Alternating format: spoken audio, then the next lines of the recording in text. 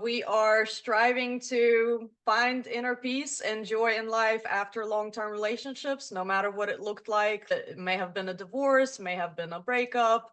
And here recently, I've realized just how many angles there are in this topic of an ending of a long-term relationship. So let's All right. start your workshop, Deb. All right. We'll go ahead and start. So, welcome to the revision workshop.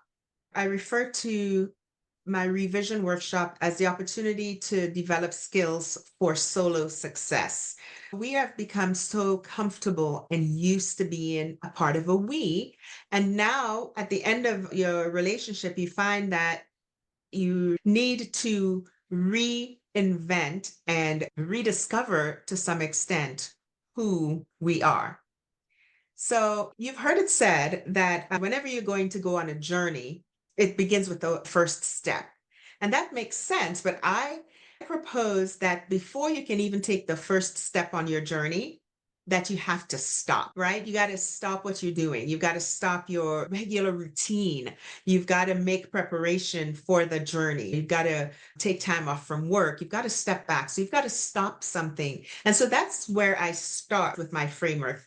I call my framework the Steps Back to Me framework. And that's the name of my company, Steps Back to Me.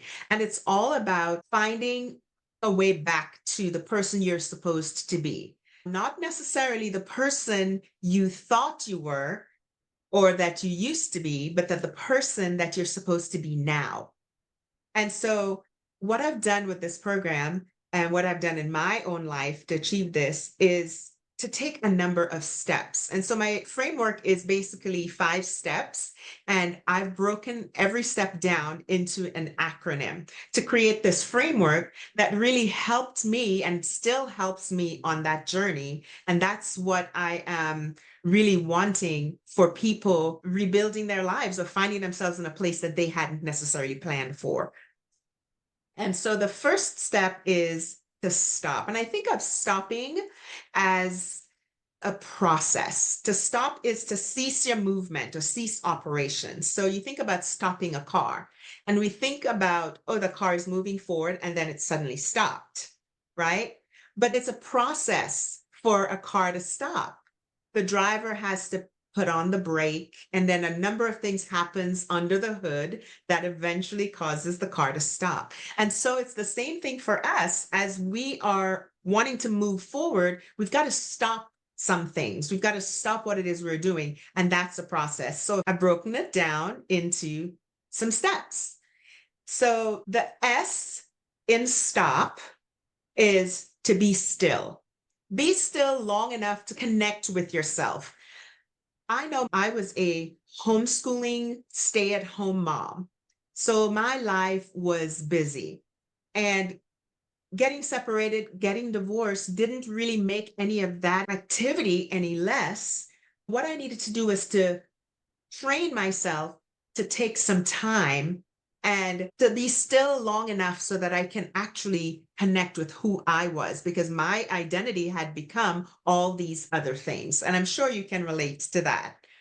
So the next thing after learning to be still is to give yourself timeouts to think rather than do. We get so caught up in the activity of our lives. And I know I used all the activity to distract myself or to not have to think about what's next.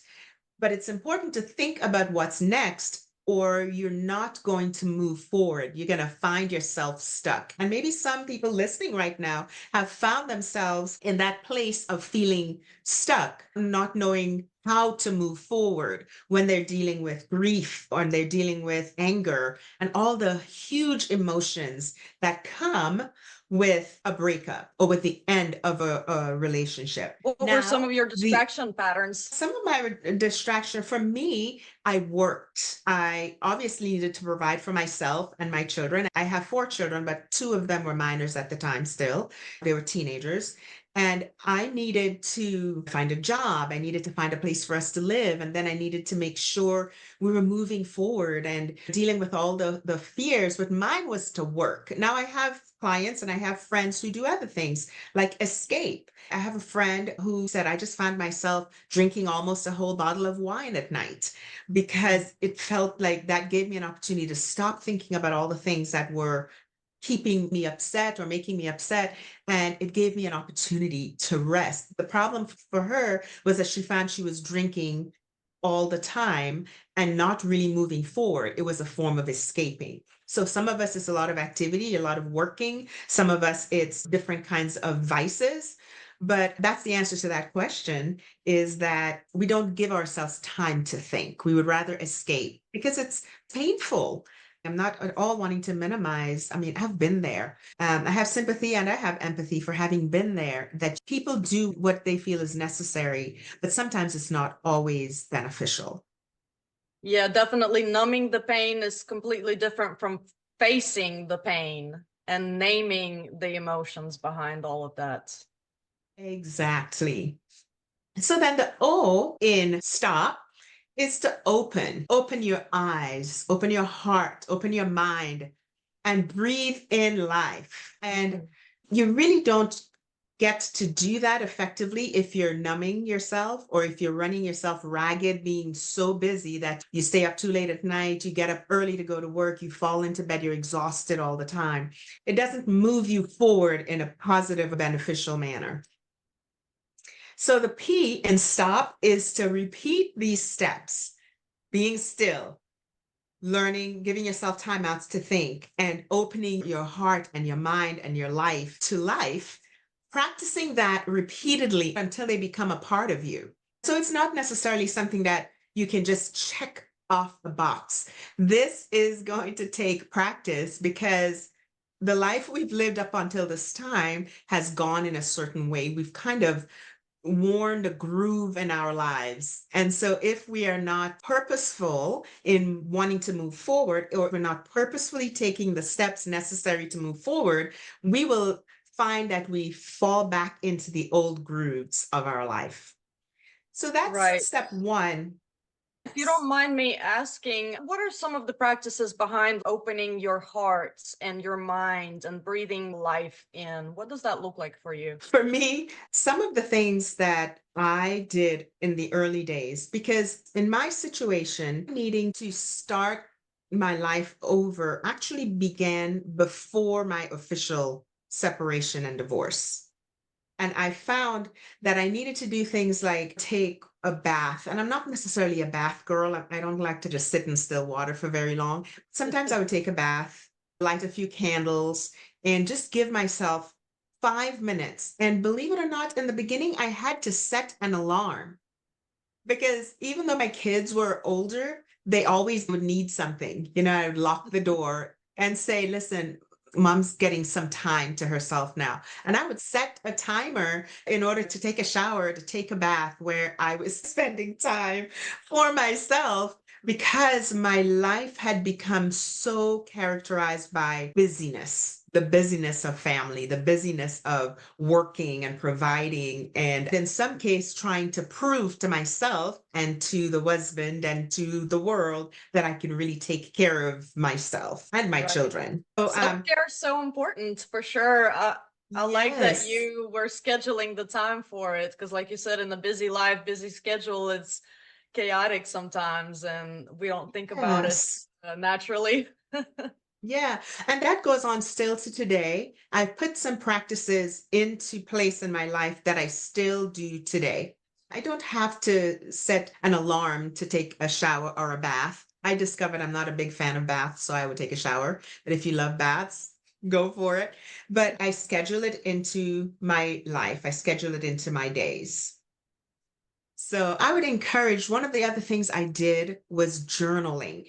So in order to be still, I'm a believer, a Christian. So when I would try to have quiet time, that was the time that my thoughts would get so busy. I remember everything I had to do, but everything else that wasn't about sitting quietly and reading my Bible or praying. So I took to taking a notebook with me and a pen. And anytime something popped in my head for the grocery list or the doctor's appointment I needed to be sure to follow up on or whatever, I would write those things down, kind of like a brain dump to get them out of my head. And so I would encourage that before you sit down, before you set that 5 minutes where you start for your timer, do a brain dump. Everything you can think of that's running through your head constantly, write them down on another piece of paper. That's not taking away from your time, but it'll help to clear your mind out so that you can really think about the things that are necessary and important. That's such a great idea and an important tip. For me, it was doing so on my cell phone. So on the fly, I didn't necessarily have a pen and a paper at all times. So anything that would pop up on a list to do for the day, I would just go ahead and put it in my phone. So it is a great idea to do the brain dump, as you refer to it as. Yes. Yeah.